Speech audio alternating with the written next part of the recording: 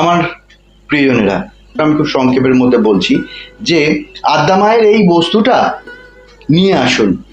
আদ্যা মায়ের চরণ ছোঁয়া একটা লাল পদ্ম নিয়ে আসুন, যদি সম্ভব হয় যে কোনো আদ্যা মন্দির থেকে, আর যদি সবচেয়ে সম্ভব হয় বেশি আদ্যাপীঠের আদ্যা মায়ের চরণের একটা গোলাপ বাড়িতে এনে সেটাকে একটা লাল কাপড়ে মুড়িয়ে আপনি সিংহাসনে রেখে পুজো করে যান।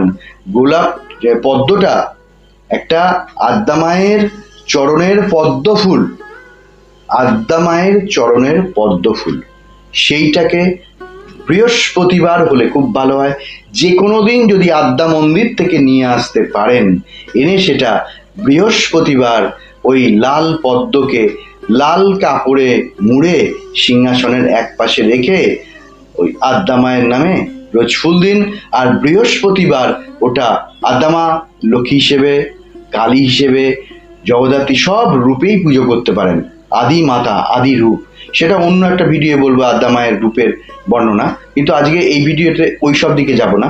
ওইটাকে পুজো করবেন বৃহস্পতিবার, একটু মিষ্টি সন্দেশ যাও কিছু এনে দেবেন, আর এমনি দিনে রোজ ফুল দেবেন আদ্যা মাকে।